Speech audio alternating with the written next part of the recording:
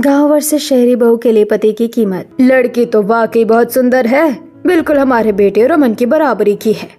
हाँ बिमला, लड़की पढ़ी लिखी भी है। हमारा बेटा शहर में अच्छी जॉब करता है, उसके लिए ऐसी ही मॉडर्न लड़की चाहिए थी।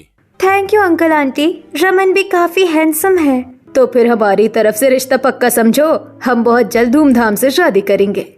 विमला और मुकेश अपने शहर में जॉब करने वाले बेटे रमन के लिए प्रियंका को देखने आए होते हैं। जहां प्रियंका उन्हें पहली ही नजर में पसंद आ जाती है तो वो रिश्ता पक्का करके चले जाते हैं। वहीं उनके जाते ही प्रियंका और उसकी सहेली सुषमा दोनों अपने कमरे में आकर, वाह प्रियंका, लड़का तो बहुत अमीर है, तेरी तो किस्मत खुल गई यार। देखा सुषमा, मैं तो पहले ही कहती थी कि मैं बहुत अमीर घर में शादी करूंगी। अब मैं शादी की बात खूब घूमूंगी और फुल मजे करूंगी। हाँ यार, रमन की सैलरी भी बहुत तगड़ी है, तेरे सारे शौक पूरे हो जाएंगे। बिल्कुल ऐश की जिंदगी होगी मेरी। मुझे तो बस अब जल्दी से शादी का इंतजार है, जल्दी से शादी हो जाए मेरी अब बस। ऐसे ही कुछ दिनों में प्रियंका और रमन की शादी बहुत धूमधाम से हो जाती है और प्रियंका अपने अमीर ससुराल में आ जाती है। और फिर अगले दिन सुबह के 10 बजे विमला और मुकेश लिविंग रूम में बैठे होते हैं। तभी प्रियंका जीन्स और टॉप पहने कमरे से बाहर आती है। अरे बहू, तुम अब उठ रही हो और ये तुमने क्या पहना हुआ है? गुड मॉर्निंग मम्मी जी, मैं सुबह लेट ही उठती हूँ और ये मेरे कंफर्टेबल कपड़े हैं। बहू, हमारे घर में सुबह जल्दी उठने का रिवाज है। रमन भी ऑफिस के लिए तैयार हो रहा है। पापा जी, इतनी सुबह उठकर मैं क्या करूँगी? वैसे चाय कहाँ है? मुझे बेड टी की आदत है। चाय खुद बनानी पड़ेगी बहू, हमारे घर में कोई नौकर नहीं है, हम खुद ही सब काम करते हैं। क्या नौकर नहीं है? रमन इतना कमाता है फिर भी घर में एक नौकरानी नहीं रख सकते आप लोग? हमें बाहर वालों का काम पसंद नहीं है, घर की बहू ही घर संभालती है। बाप रे, कहाँ फंस गई मैं? बिना चाय के तो मेरा सिर फट जाएगा। सुबह के इस ड्रामे के बाद प्रियंका चिढ़कर वापस अपने कमरे में चली जाती है और पूरे दिन घर का कोई काम नहीं करती। और फिर शाम होते ही वो अपना मुंह ठीक करने के लिए मॉडर्न कपड़े पहनकर हाथ में पर्स लिए घर से बाहर घूमने जा रही होती है। तभी उसे देखकर पड़ोस की औरतें कानाफूसी करने लगती हैं। और सेठानी जी, जरा देखो तो विमला की नई बहू को, ये कैसे कपड़े पहनकर बाहर जा रही है? अरे राम राम, सिर पर पल्लू तो छोड़ो, ढंग के कपड़े भी नहीं पहने हैं। विमला तो बड़ी तारीफ कर रही थी कि शहर की पढ़ी लिखी बहू आई है, ये तो खानदान की नाक कटवाएगी। एक्सक्यूज मी, आप लोग मेरे कपड़ों को देखना बंद करेंगी? आप लोगों के पास अपने काम नहीं है क्या, जो दूसरों के घरों में ताका झाकी करती रहती है? देखो जरा, बड़ों को पलट कर जवाब देती है, बदतमीज कहीं की। पड़ोसियों की बातें सुनकर प्रियंका का मूड और ज्यादा खराब हो जाता है। वो गुस्से में पैर पटकती हुई वापस घर के अंदर आती है और रमन के ऑफिस से लौटने का इंतजार करने लगती है। जिसके बाद जब रात को रमन ऑफिस से थककर लौटता है, प्रियंका रमन के आते ही उस पर चिल्लाने लगती है। प्रियंका, प्लीज एक गिलास पानी देना, आज ऑफिस में बहुत काम था यार। मैं यहाँ तुम्हारी नौकरानी नहीं हूँ रमन, खुद जाकर पानी ले लो। तुम ऐसे क्यों बात कर रही हो, क्या हुआ है? तुम्हारी मम्मी मुझे सुबह सुबह ताने मारती है, मुझसे घर के काम काज नहीं होते, मुझे अभी के अभी एक मेड चाहिए। प्रियंका, मम्मी को बाहर वालों का काम पसंद नहीं है, उन्होंने हमेशा खुद ही सब किया है। अब तुम आ गई हो तो थोड़ा एडजस्ट कर लो। मैं कोई एडजस्ट नहीं करने वाली। अगर तुम मेरे साथ रहना चाहते हो तो तुम्हें इस घर को छोड़कर मेरे साथ अलग फ्लैट में रहना होगा, वरना मैं अपने मायके चली जाऊंगी। तुम ये क्या कह रही हो प्रियंका? मैं अपने मम्मी पापा को कैसे छोड़ दूं? तो ठीक है, तुम अपने मम्मी पापा के साथ ही रहो, मैं जा रही हूँ। इतना कहकर प्रियंका गुस्से में अपना बैग पैक करने लगती है। रमन उसे रोकने की बहुत कोशिश करता है पर प्रियंका एक नहीं सुनती। अपनी नई नवेली शादी को टूटने से बचाने के लिए रमन आखिरकार प्रियंका की जिद के आगे झुककर अपने माता पिता से अलग होने की बात करता है। पापा, मम्मी, मुझे माफ कर दीजिए। प्रियंका इस घर में एडजस्ट नहीं कर पा रही है, वो अलग रहने की जिद कर रही है। बेटा, अभी तो शादी को 4 दिन ही हुए हैं और तू हमें छोड़कर अलग हो जाएगा। विमला, रो मत। जिस चीज में हमारे बेटे की खुशी है उसी में हमारी खुशी है। हम इसकी जिंदगी बर्बाद नहीं करना चाहते। पापा, मैं आप लोगों से दूर नहीं जा रहा, मैं पास ही एक फ्लैट ले रहा हूँ, हम दोनों वहीं रहेंगे। ठीक है बेटा, जैसे तुम्हारी मर्जी, तुम खुश रहो, बस हमारे लिए यही बहुत है। माता पिता से इजाजत मिलने के बाद रमन प्रियंका को लेकर पास के ही एक नए फ्लैट में शिफ्ट हो जाता है। वहीं रमन के नए फ्लैट के पास वाली कॉलोनी में पड़ोस की औरतें एक जगह जमा होकर बातें कर रही होती हैं। अरे चौधराइन, सुना तुमने? विमला का बेटा शादी के 4 दिन बाद ही अपनी बहू को लेकर अलग फ्लैट में रहने आ गया। हाँ, मैंने भी सुना। आजकल का माहौल कितना खराब हो गया है। कैसी कैसी बहू आने लगी है, आते ही लड़के को अलग कर दिया। सही कह रही हो, विमला और मुकेश बेचारे अकेले रह गए। ऐसी पढ़ी लिखी और मॉडर्न बहू से तो भगवान ही बचाए। सुना है हमारी पड़ोसन का बेटा सूरज भी इसी कंपनी में जॉब करता है। रमन और सूरज दोनों अच्छे दोस्त हैं। हाँ, पर सूरज के माता पिता ममता और राकेश बहुत समझदार हैं। वो अपने बेटे के लिए ऐसी शहर की लड़की कभी नहीं लाएंगे। वहीं रमन के अलग होने की खबर सुनकर सूरज के माता पिता अपने बेटे की शादी के लिए पुरानी सोच और संस्कारों वाली गांव की लड़की लाने का फैसला करते हैं। राकेश जी, आपने सुना पड़ोस में विमला का बेटा अपनी मॉडर्न बहू के चक्कर में माता पिता से अलग हो गया? हाँ ममता, आजकल की पढ़ी लिखी लड़कियों का कोई भरोसा नहीं। हमें हमारे सूरज के लिए ऐसी लड़की बिल्कुल नहीं चाहिए। मम्मी पापा, आप लोग चिंता मत करो।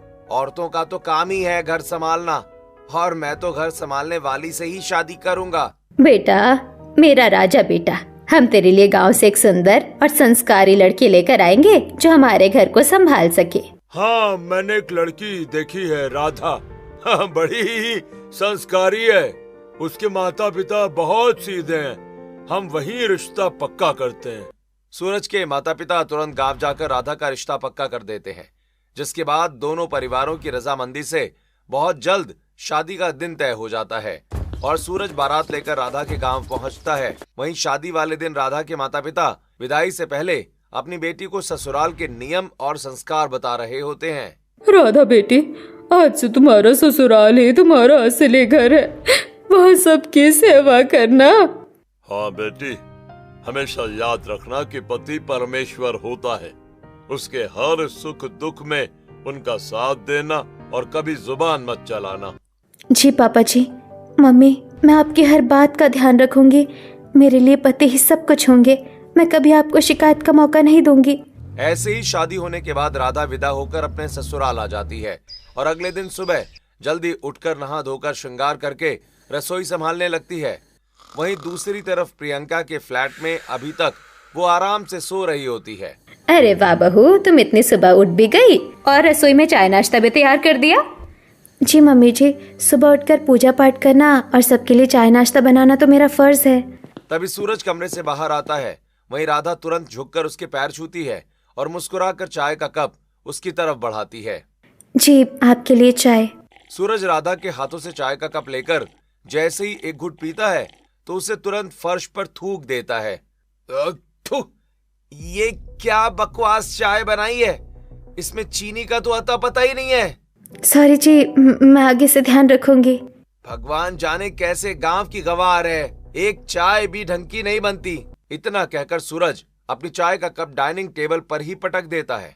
सूरज, ये क्या तरीका है अपनी पत्नी से बात करने का? अभी वो नई नई आई है। कोई बात नहीं राकेश जी, लड़का है, ऑफिस की टेंशन होगी। बहुत उदास मत हो। मुझे देर हो रही है, मैं ऑफिस निकल रहा हूँ। सूरज गुस्से में ऑफिस के लिए निकल जाता है। वहीं उसके जाने के बाद कोई बात नहीं मम्मी जी, वो मेरे पति हैं, उनका गुस्सा होना भी उनका हक है। राधा इसी तरह सूरज के हर गुस्से को मुस्कुरा कर सहती रहती है। दिन बीतते जाते हैं, लेकिन सूरज का बर्ताव बदलने के बजाय और ज्यादा खराब होने लगता है। वो छोटी छोटी बातों पर राधा पर चिल्लाने का बहाना ढूंढता रहता है। ऐसे ही एक दिन जब राधा बालकनी में कपड़े सुखा रही है, तभी सूरज गुस्से में वहां आकर, राधा, ये देखना मेरी शर्ट कैसे प्रेस की है तुमने। पूरे दिन घर में बैठी रहती हो पर एक काम ढंग से नहीं होता। जी, वो लाइट चली गई थी इसलिए थोड़ी सी। अरे बकवास बंद करो अपनी, इस थप्पड़ से तुम्हारा दिमाग ठिकाने आ जाएगा अभी। इतना कहकर सूरज राधा को एक थप्पड़ मारकर गुस्से में वहां से चला जाता है। वहीं राधा रोते हुए अपना गाल पकड़ लेती है। नीचे गली में खड़ी पंडिताइन और चौधराइन ये सब देख लेती हैं। अरे चौधराइन, देखा तुमने, बेचारी राधा पूरा दिन घर का काम करती है, फिर भी सूरज उसकी कदर नहीं करता और हाथ उठा दिया। हाँ, एक तरफ विमला की वो मॉडर्न वो प्रियंका है जो आते ही लड़के को लेकर अलग हो गई और राज कर रही है, और एक तरफ ये बेचारी सीधी सादी लड़की है। ऐसे ही वक्त बीतता है और उसी दिन शाम के समय रमन थका हुआ ऑफिस से अपने घर आता है। जहां प्रियंका सोफे पर बैठे फोन चला रही होती है। प्रियंका, बहुत तेज प्यास लगी है यार, प्लीज एक गिलास पानी दे दो।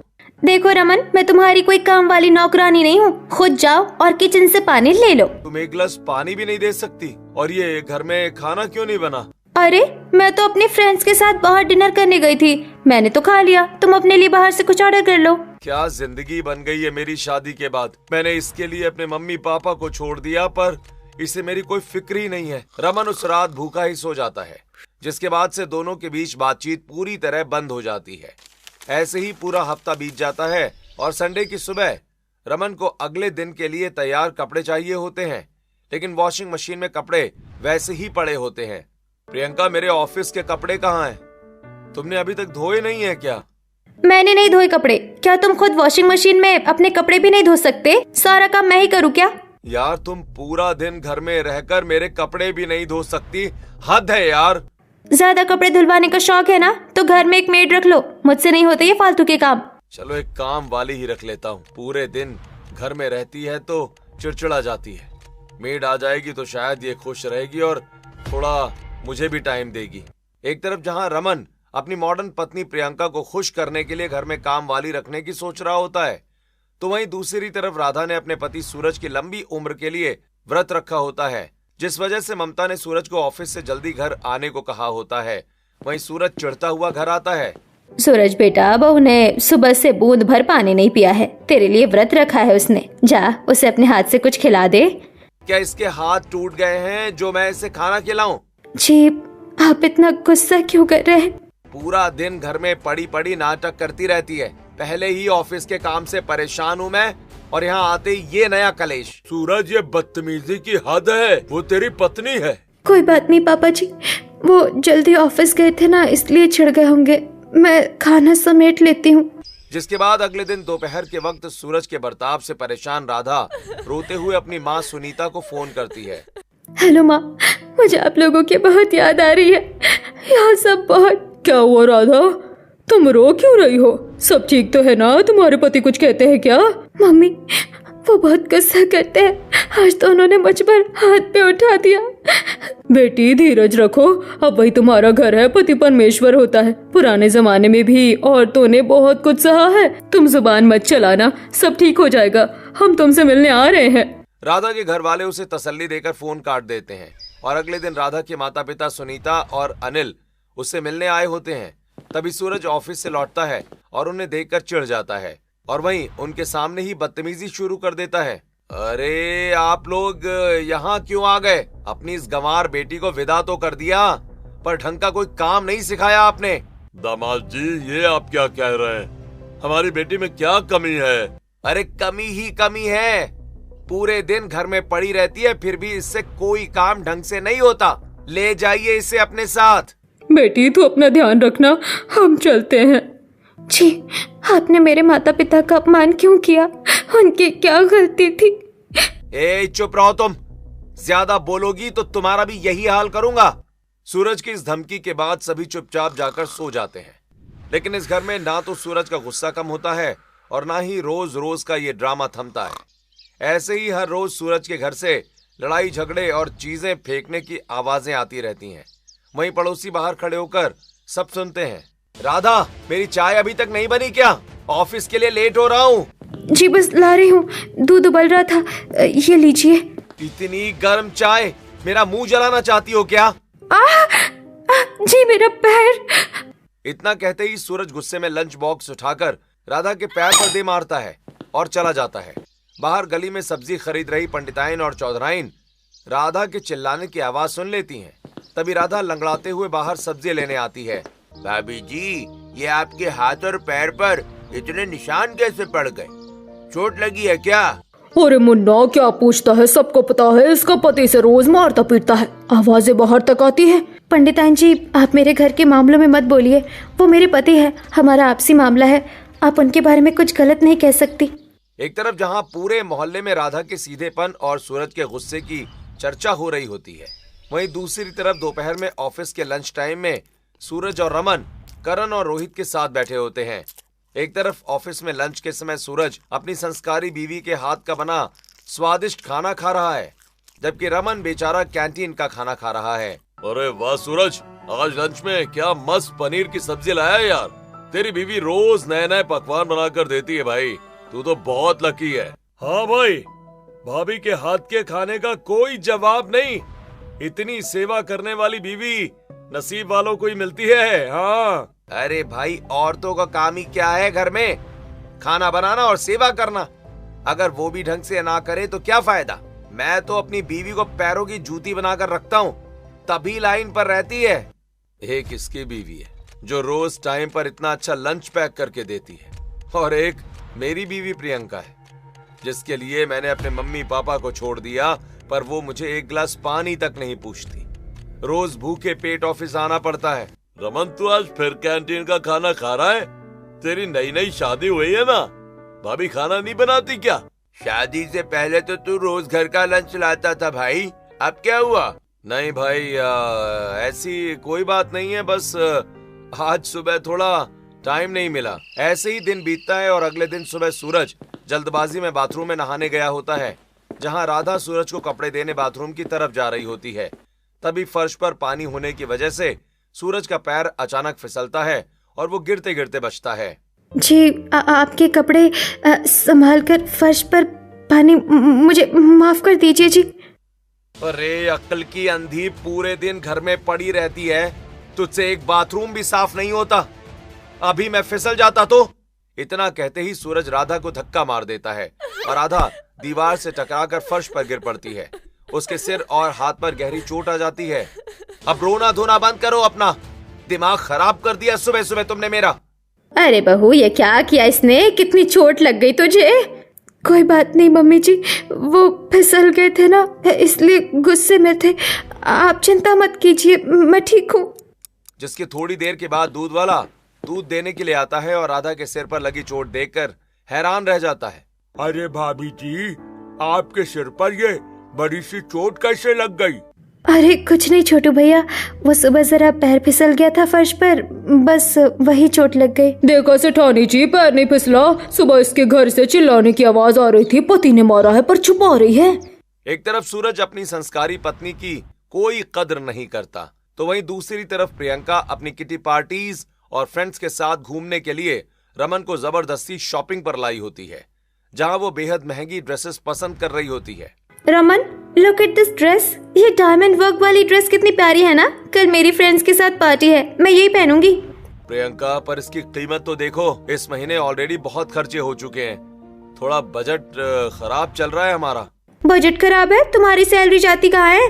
एक अच्छी ड्रेस भी नहीं दिला सकते तो शादी क्यों की मुझसे? क्या हुआ मैडम, कोई प्रॉब्लम है क्या? तुम एक नंबर के कंजूस आदमी हो, सबके सामने तमाशा बना दिया मेरा। मुझे नहीं करनी तुम्हारे साथ शॉपिंग।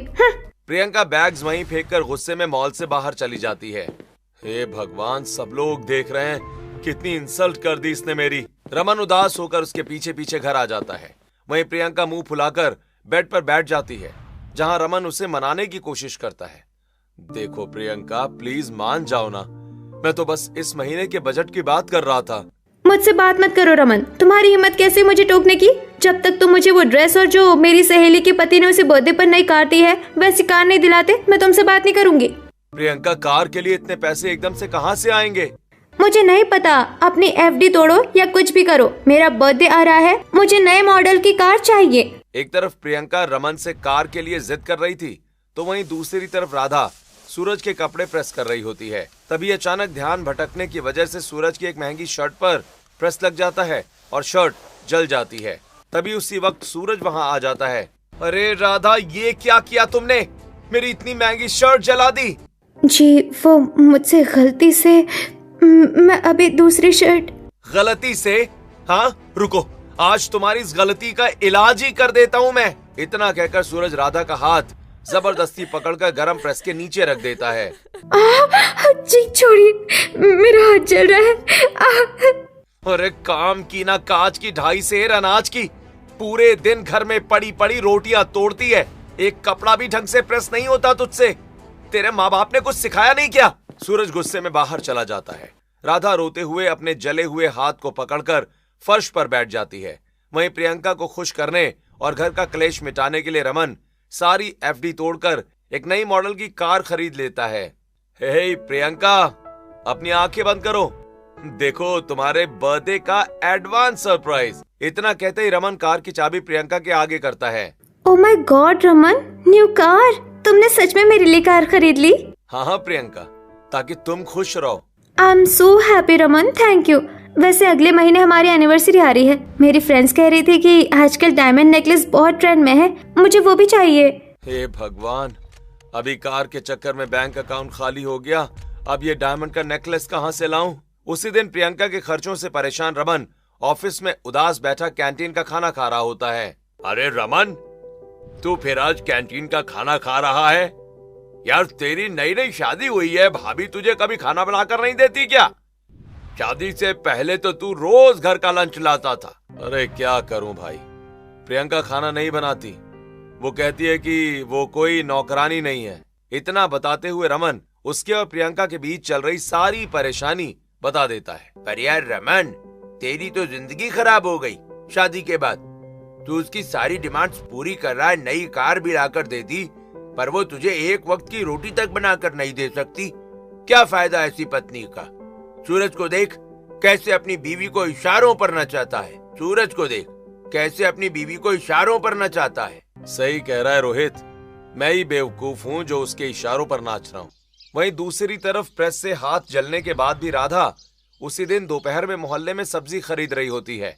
उसके हाथ पर जलने के निशान और पट्टी देखकर आस पड़ोस की औरतें वहां आ जाती हैं। अरे भाभी जी, आज हाथ में क्या हो गया?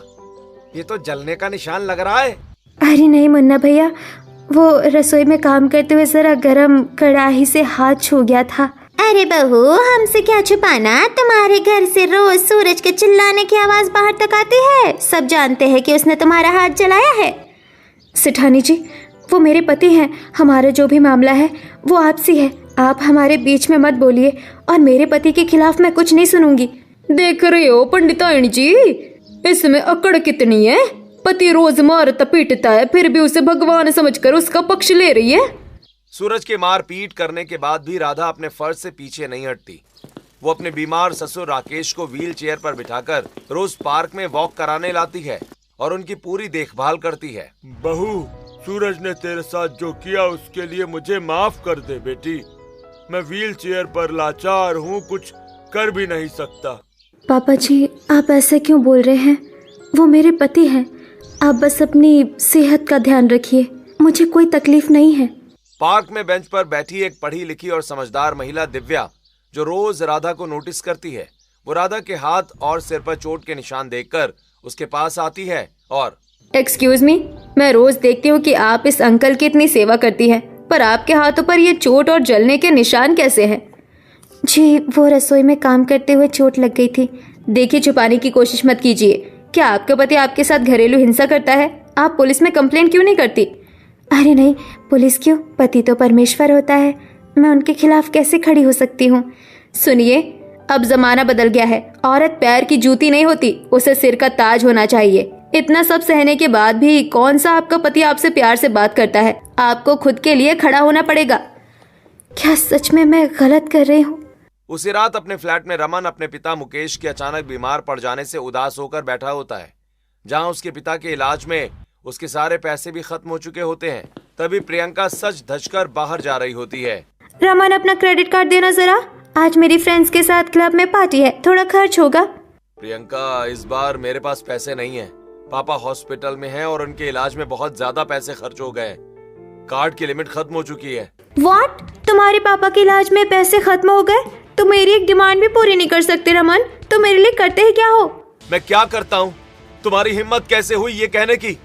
तुम्हारे चक्कर में मैंने अपने मम्मी पापा को छोड़ दिया, अपनी सारी जमा पूंजी तुम पर फूंक दी, फिर भी तुम कभी खुश नहीं होती।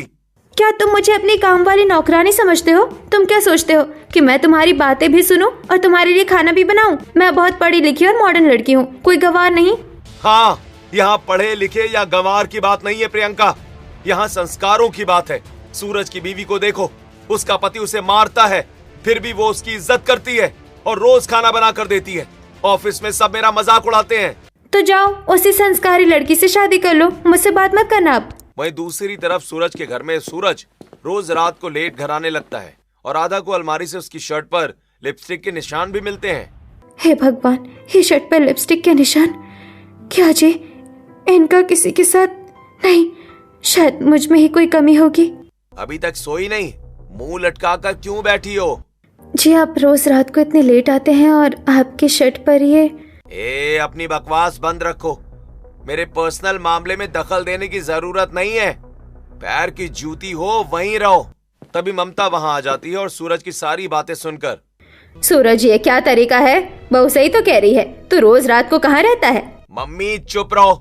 घर में बैठे बैठे तुम्हारे दिमाग में ख्याली पुलाव पकता रहता है। तुम्हारी सोच खटारा हो गई है। अपने काम से काम रखो। इतना कहकर सूरज बिस्तर में जाकर लेट जाता है।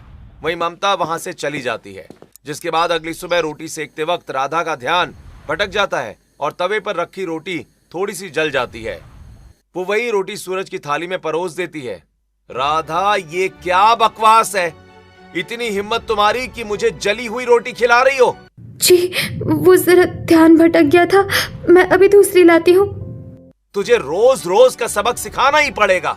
इतना कहकर सूरज किचन में जाकर तवे से गरम चिमटा उठाता है और राधा के पास आकर हाथ पर रख देता है। जी छोड़िए, मेरा हाथ जल गया, बचाओ मम्मी जी। राधा तड़प उठती है, लेकिन इस बार वो पीछे नहीं हटती।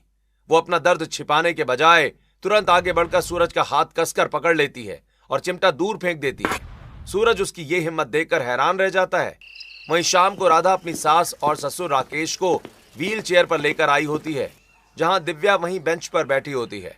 तभी वो उसका हाथ देखकर, राधा ये फिर से क्या हुआ? उस आदमी ने तुम्हारी ये हालत कर दी और तुम चुप हो? दिव्या जी, अब मुझसे और बर्दाश्त नहीं होता, उसने मुझे गरम चिमटे से जलाया। तुम्हें अपने पैरों पर खड़ा होना होगा राधा। तुम घर में सिलाई कढ़ाई का इतना अच्छा काम करती हो, क्यों ना तुम एक online boutique master class join कर लो। मैं तुम्हें ऑनलाइन कोर्स करवाऊंगी। हाँ बहू, हम सब तुम्हारे साथ है। तुम ये कोर्स करो, अपने पैरों पर खड़ी हो जाओ। इस जालिम के आगे झुकने की जरूरत नहीं है। Thank you mummy ji, thank you Divya ji, मैं ये कोर्स जरूर करूंगी। धीरे धीरे समय गुजरता है और 2 महीने के बाद बुटीक कोर्स पूरा करने के बाद राधा ने साड़ी की जगह एक सिंपल और ग्रेसफुल सूट पहना होता है। वहीं वो कोर्ट में डिवोर्स पेपर बनवाकर घर आती है। राधा, एक गिलास पानी लाना जरा। और ये तुमने क्या हुलिया बना रखा है? तुम्हारी चूड़ियां और सिंदूर कहाँ हैं? पानी पीना है तो खुद जाकर ले लो, मैं तुम्हारी नौकरानी नहीं हूँ। तुम्हारी ये हिम्मत! शक्ल और कपड़े बदलने से तुम्हारी औकात नहीं बदल जाएगी, कमार कहीं की। औकात तो अब तुम्हारी बदलेगी सूरज। ये लो डिवोर्स पेपर्स, मैं ये घर छोड़कर जा रही हूँ। राधा अपने ससुर और सास के पैर छूकर आशीर्वाद लेती है। वहीं ममता और राकेश उसे खुशी खुशी विदा करते हैं, जिसके बाद राधा पास ही के एक मोहल्ले में फ्लैट लेकर अपना खुद का बुटीक खोल लेती है। वहीं दूसरी तरफ रमन और प्रियंका के बीच फिर से जोरदार बहस हो रही होती है। प्रियंका एक बार फिर रमन को घर छोड़कर जाने की धमकी देती है, लेकिन इस बार रमन का सब्र टूट जाता है। रमन, अगर तुम मेरी डिमांड्स पूरी नहीं कर सकते तो मैं ये घर छोड़कर जा रही हूँ। रोज रोज का ये ड्रामा मुझसे बर्दाश्त नहीं होता। ठीक है प्रियंका, तुम जा सकती हो। मैं भी इस रोज रोज के कलेश से तंग आ चुका हूँ। तुम सिर्फ अपने बारे में सोचती हो, मेरे या मेरे परिवार के बारे में नहीं। क्या तुम मुझे रोकोगे नहीं? बिल्कुल नहीं। तुम इस फ्लैट में अकेली रहो, मैं जा रहा हूँ। रमन अलमारी से बैग निकालकर अपने कपड़े पैक करता है और खुद ही घर से बाहर निकल जाता है। वहीं अगले दिन ऑफिस में सूरज अकेला बैठा होता है। तभी उसके दोस्त करण और सुमित उसके पास आकर बैठते हैं। अरे सूरज, आज लंच नहीं लाया? और ये तेरे कपड़े इतने सिकुड़े हुए क्यों हैं भाई? प्रेस नहीं किए क्या? क्यों भाई, अपनी बीवी को पैरों की जुत्ती बनाकर रखता था ना, अब देख किसने किसको जुत्ती बना दिया। भाई, राधा घर छोड़कर चली गई है। माँ ने भी मेरे काम करने से मना कर दिया। ना ऑफिस के लिए कपड़े मिलते हैं, ना खाना। घर पूरा बिखर गया है। भाई देख, जब तक वो थी तूने उसकी कदर नहीं की, रोज मारता पीटता था। सो आप भुगतो। मुझे सच में अपनी गलती का एहसास हो गया यार। मैंने राधा के साथ बहुत गलत किया। एक तरफ राधा के जाने से सूरज का हाल बेहाल था, वहीं रमन पिछले कुछ दिनों से गायब होता है और उसने प्रियंका को डिवोर्स पेपर्स भिजवा दिए होते हैं।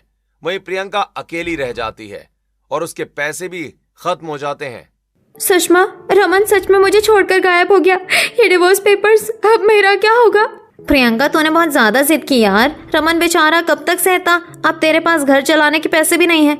हाँ सुषमा, मुझे अपनी गलती समझ में आ रही है। मैंने कभी रमन की वैल्यू नहीं समझी। मेरे पास कोई टैलेंट भी नहीं है कि मैं खुद कमा सकूं। मुझे रमन के पास जाना होगा। वहीं दूसरी तरफ राधा का ऑनलाइन और ऑफलाइन बुटीक बहुत अच्छा चल रहा होता है। वो अब आत्मनिर्भर बन चुकी थी। ऐसे ही कुछ दिनों के बाद सूरज को अपनी गलती का एहसास हो जाता है और सूरज हाथ जोड़कर बुटीक के अंदर आ जाता है। राधा, मुझे माफ कर दो प्लीज, मैं तुम्हारे पैर पकड़ता हूँ, मुझसे बहुत बड़ी गलती हो गई। सूरज जी, अब मैं वो पुरानी गवार राधा नहीं हूँ जिसे आप पैरों की जूती समझते थे। मैं अपने पैरों पर खड़ी हूँ। मुझे पता है राधा, तुमने मुझे और मेरे माता पिता को बहुत संभाला, पर मैंने तुम्हें सिर्फ दर्द दिया। प्लीज एक बार घर वापस आ जाओ, मैं तुम्हें हमेशा अपने सिर का ताज बनाकर रखूंगा। बहू, इसने अपनी गलती मान ली है, इसे एक आखिरी मौका दे दे। ठीक है, मम्मी जी के कहने पर मैं आपको माफ करती हूँ, पर याद रखिएगा, औरत कभी पैर की जूती नहीं होती। एक तरफ राधा और सूरज का परिवार पूरा हो जाता है, वहीं विमला और मुकेश के पास प्रियंका संस्कारी रूप में तैयार साड़ी पहनकर आती है और रमन के पैर पकड़ लेती है। रमन, मुझे माफ कर दो। मम्मी जी, पापा जी, मुझे अपनी गलती का एहसास हो गया है। मुझे अलग फ्लैट या कार, डायमंड कुछ नहीं चाहिए। अरे बहू, तुम और ये साड़ी में? हाँ मम्मी जी, पढ़े लिखे होने का मतलब ये नहीं कि मैं अपनों की इज्जत ना करूं। मैं आज से इस घर की संस्कारी बहू बनकर रहूंगी। प्रियंका, अगर तुम सच में बदल गई हो तो मुझे तुमसे कोई शिकायत नहीं है। मैं भी तुम्हें माफ करता हूँ। चलो भाई चलो, सुबह का भूला अगर शाम को घर लौट आए तो उसे भूला नहीं कहते।